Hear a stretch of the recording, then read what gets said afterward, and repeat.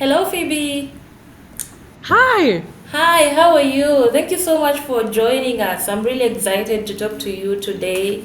I admire your commitment, dedication um, to impact positive change, especially in pressing global issues like reproductive justice. So I'm really excited to get to engage with you today and get like some insights about your experience, on your impactful work. So yeah, that's it. If you're ready to go, we can kick it off.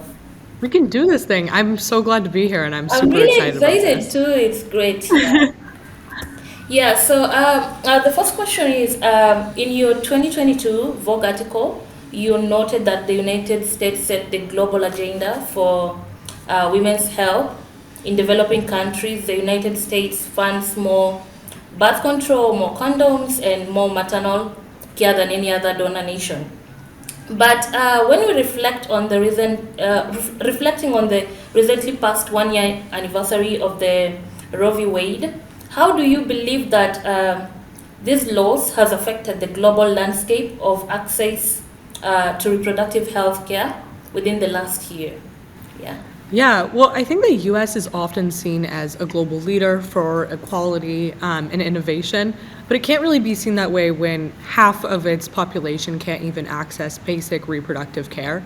In fact, 1 year since the fall of Roe, women across the nation continue to face unprecedented attacks on their basic rights and freedoms by out of touch lawmakers who are working to ban life saving abortion and reproductive health services.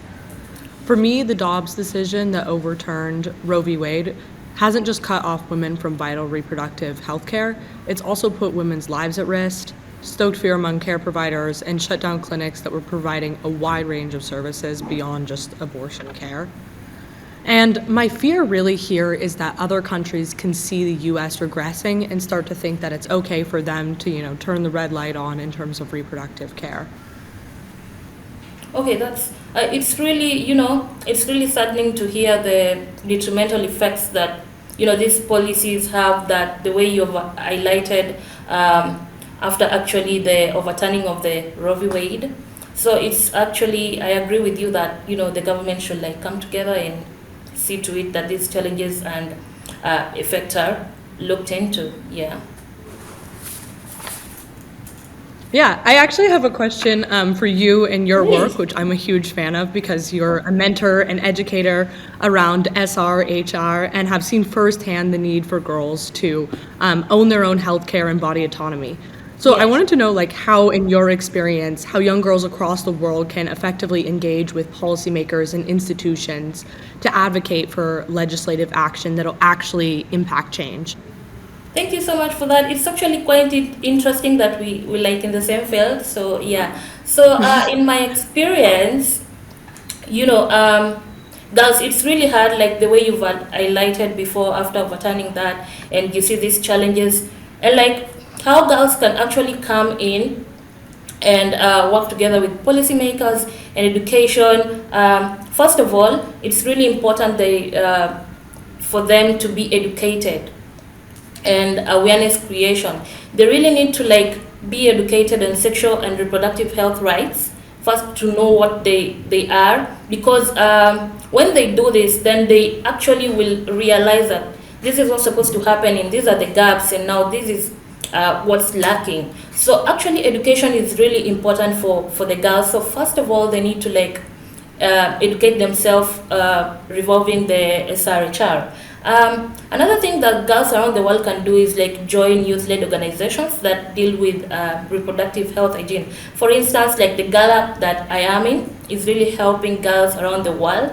So it's not just Gallup, there are many organizations, and when they join and be with like-minded other girls, and then they can push forward the issue of sexual reproductive health. Another thing that girls can do is amplify their voices and the voices of other girls, and this they can do through social media. I know you're on social media, Phoebe, and you know how social media right now is like powerful.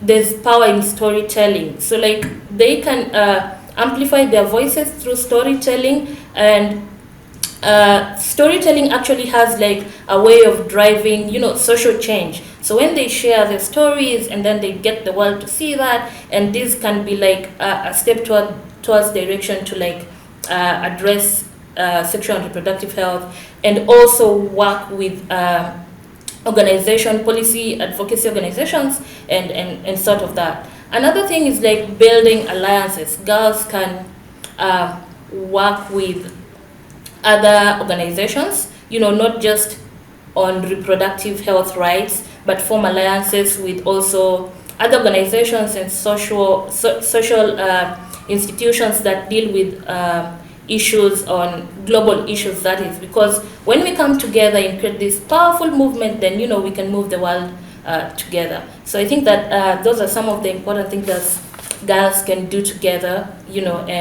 and of course engaging in continuous advocacy on sexual and reproductive health rights. Thank you, Phoebe. No, thank you for that. That's incredible. I think you're super right about this idea of joining other organizations that kind of speak to other issues, and like, Yeah, sure. I really heard you on the power of collective storytelling. I completely agree with.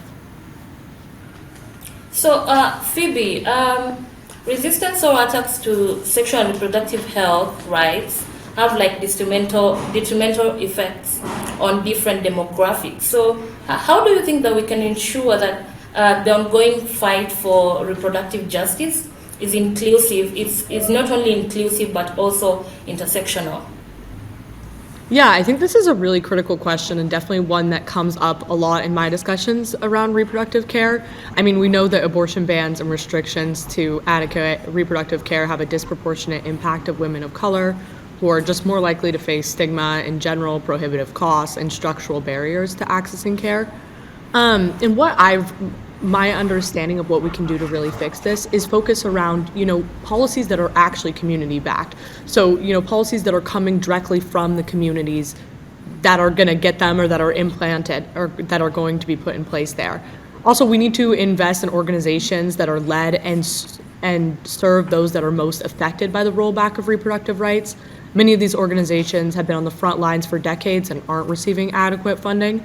And another thing is just uplifting, like you were talking about, uplifting the stories of marginalized women and really getting them to discuss their own narrative and their own stories. Like you were saying, there's so much power in collective storytelling. So we've talked about the challenges we're facing right now around reproductive justice, but looking ahead a little more optimistic, what actions do you believe will be the most crucial in rebuilding and strengthening the women's reproductive justice movement in the face of all the challenges we've discussed?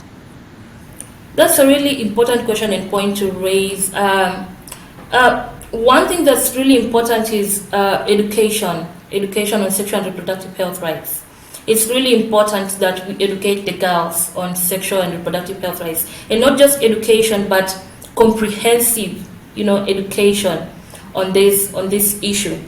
So education, and also creating awareness on the same. Another important thing that will also spearhead the movement on sexual and reproductive health rights is collaboration. Collaboration is really important in sexual and reproductive health rights, so that we can bring about SRHR justice and all that. So collaboration on the grassroots communities, we collaborate with them because they will help advance these issues. And talking about the community, when we collaborate with them, it's really important because they will help in dispelling myths or like social norms that are not good for advancing the sexual and reproductive health rights. Another thing is also policy advocacy that I'm really glad that you brought out in your other question, which is really important. Policy, we should seek that we advance or advocate for policies that actually advance sexual and reproductive health. Advocate for policies, actually, like in my country or like in Africa, policies like child marriages, not policies that can protect the children against child marriages, that can protect the children against girls, that is, against female genital mutilation. So it's really important that we go out there and advocate for, these policies. Yeah. I completely agree, and that's a really good point. I think some of the issues you bring up are really like important because, they're so contextual and like, people aren't discussing this. So hearing about the issues of each community and each girl and what she's facing as a barrier to get access to adequate reproductive care, I think is super important. I really like what you said about, all coming together so that this fight isn't super segmented, but it's really like us working together as like the collective power of like women and girls to like fight for reproductive care and justice. Exactly, collaboration. And it actually also goes with the theme for this year's summit, um, our voice and our power. When we combine that with collaboration, will really go a long way towards realizing gender justice. So I totally agree with you on that. And I know we're coming to an end.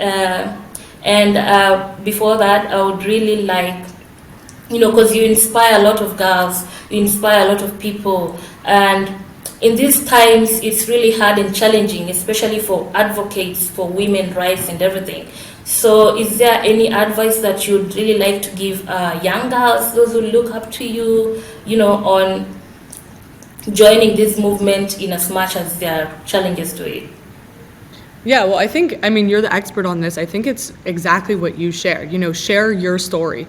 There's power in your voice, there's power in your body, and reproductive care is really a basic human right. And so not having this expectation that this isn't something that we demand or deserve is crazy, and no one should tell you that. But I think it's exactly what you said. Use the power in your voice.